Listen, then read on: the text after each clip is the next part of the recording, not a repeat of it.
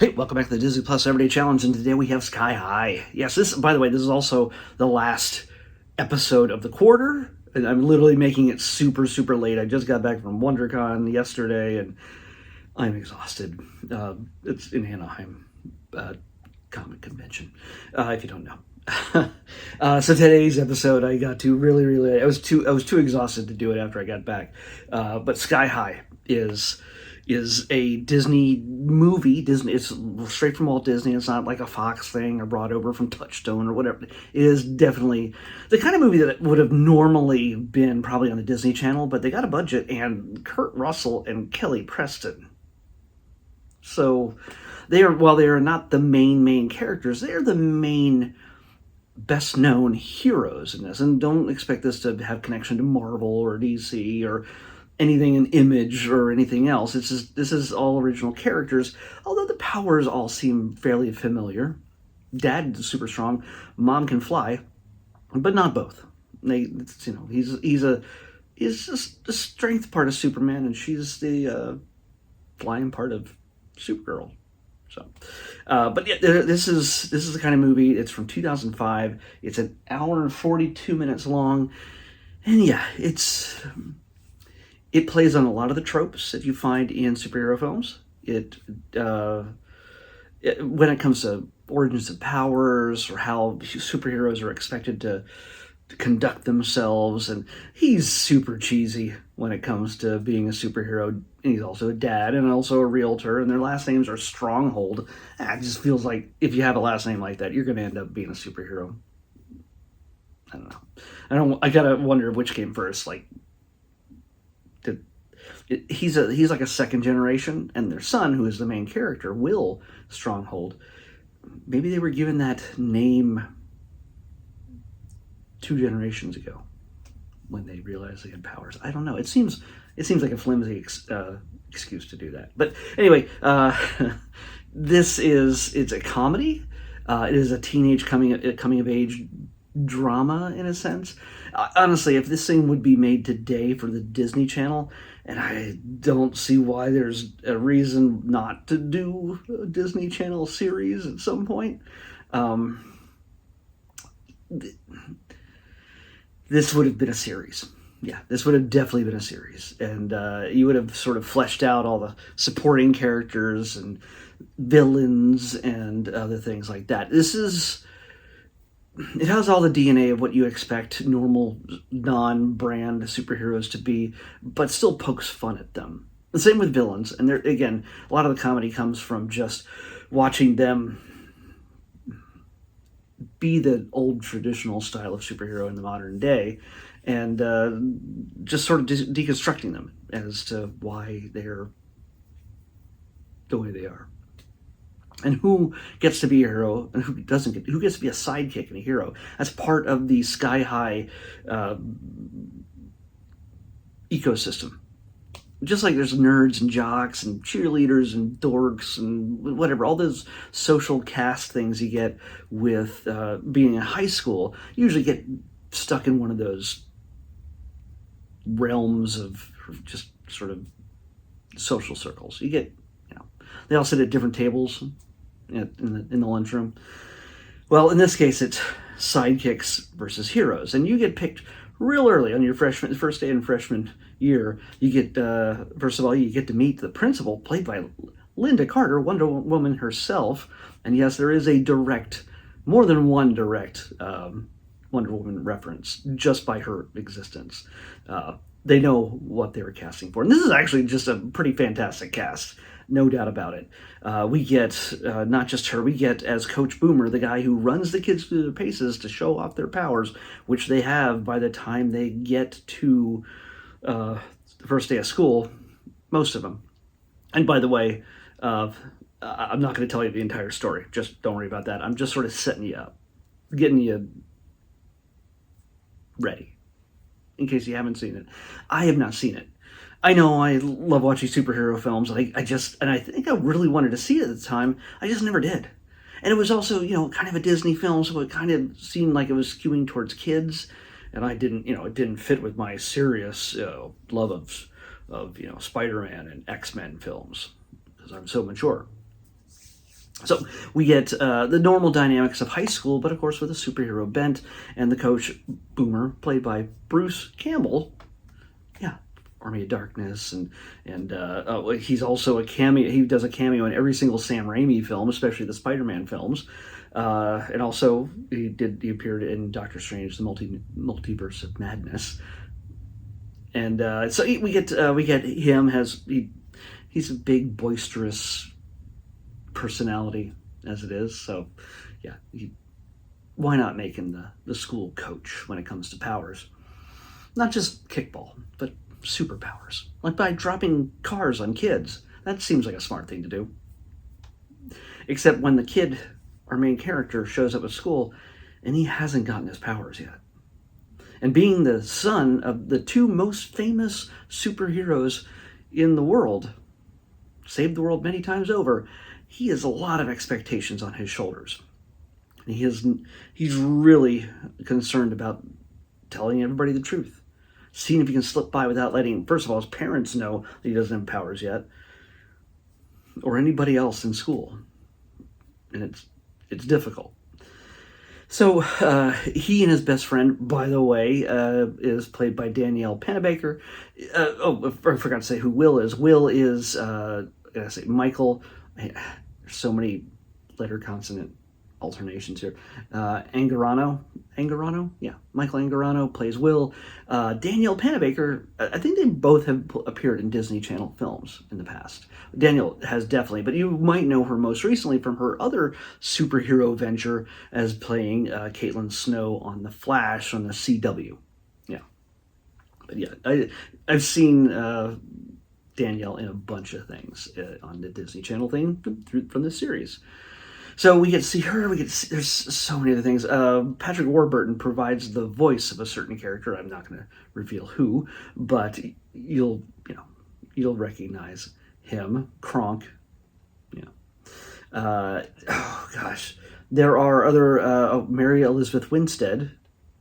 You know her as Captain Hera Syndulla from the Ahsoka films, and why can I say it's from Scott Pilgrim? Ramona Flowers. Yeah. She's also, I think she's married to Obi-Wan Kenobi in real life now. So she plays the hot senior girl that catches the eye of our hero, Will.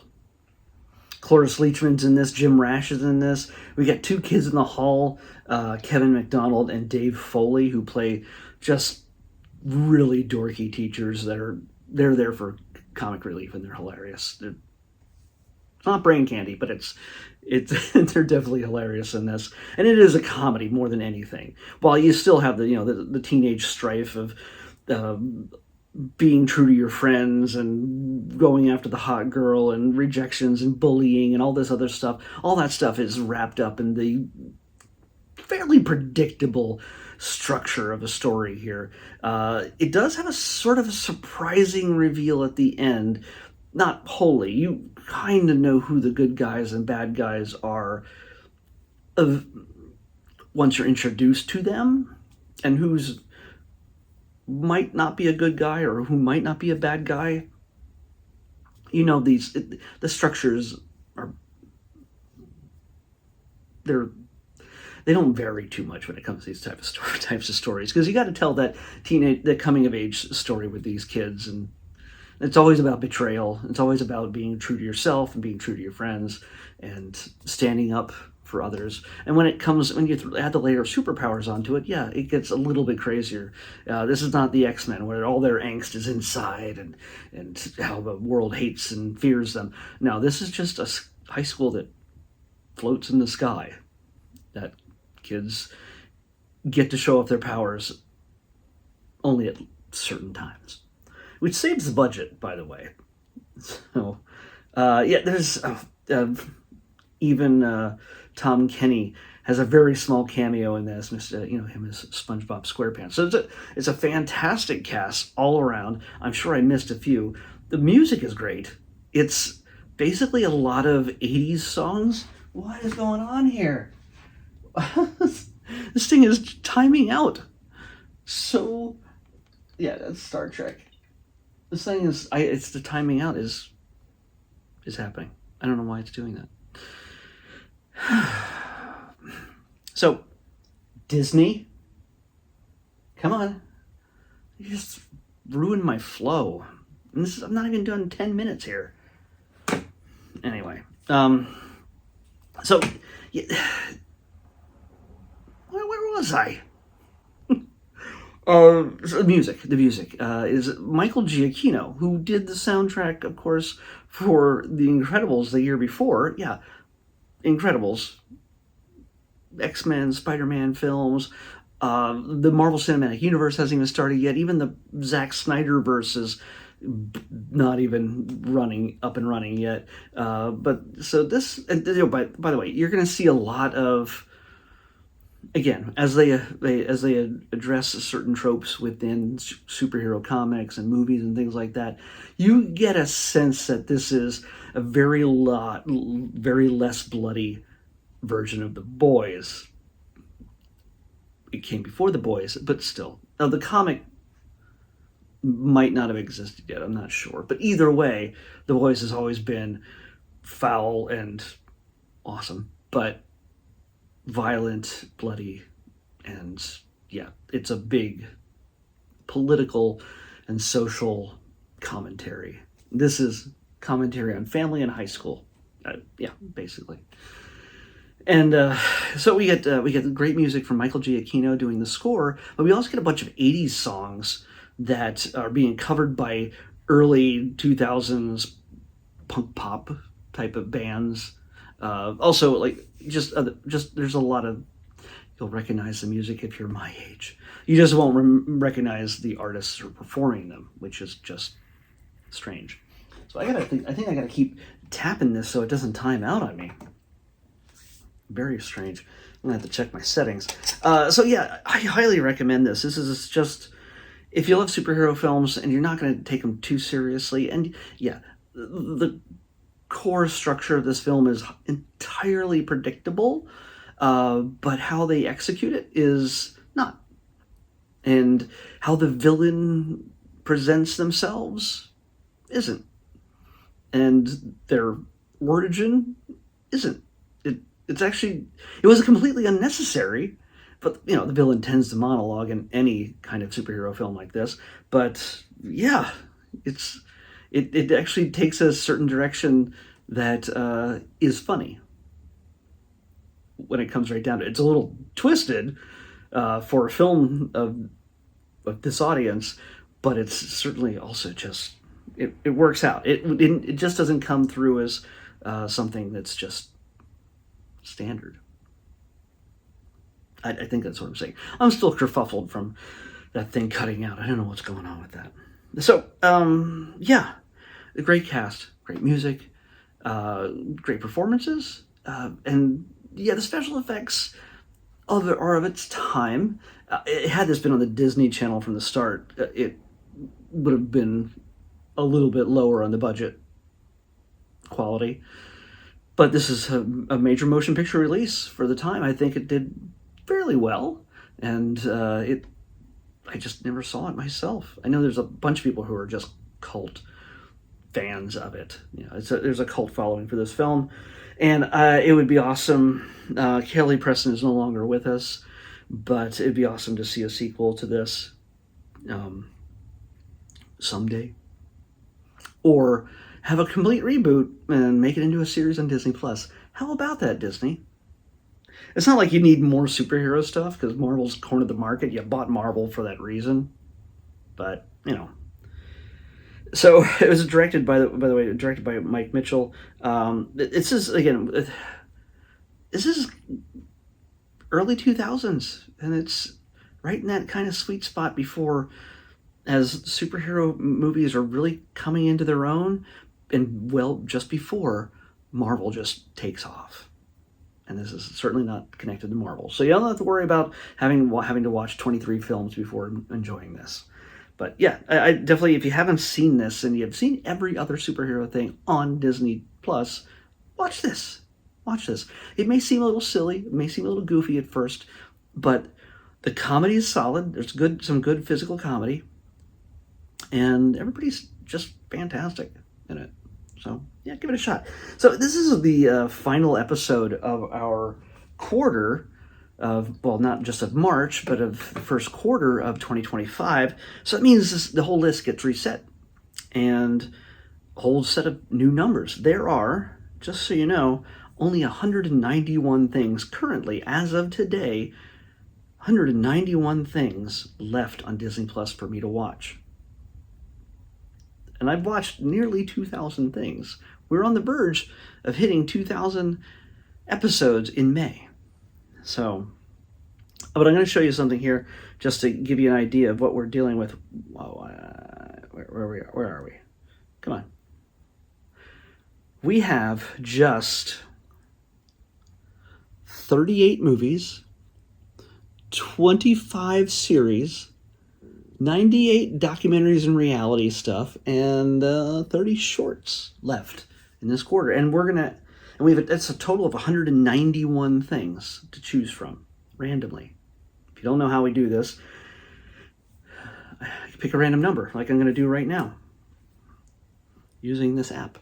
And I set it to 1 to 191.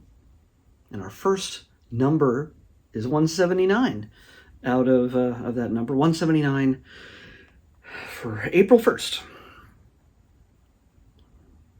Oh, okay. All right, this is it's kind of a spin-off of a docu-series that we've seen already, that I've watched before. So I'm going to watch one episode. I kind of know what it's about, but it's just a different locale. The last one was set in Los Angeles. This one is To Catch a Smuggler, Tropical Takedown. Actually, I think the last one was like LA and Florida and some other places. But this is a tropical takedown. So that's how we're starting off second quarter of 2025. And very well, by the time this quarter ends, I'll be down to exactly 100 episodes. Plus whatever gets added in the next 3 months. So, yeah. It'll be interesting to see.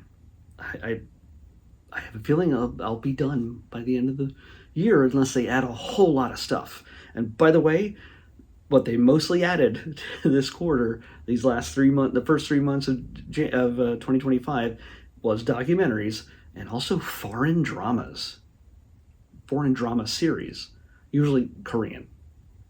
So get ready for a bunch of K-dramas added to Disney Plus. But for tomorrow, we're watching To Catch a Smuggler, Tropical Takedown on the next Disney Plus Everyday Challenge. I'll see you back here tomorrow with that.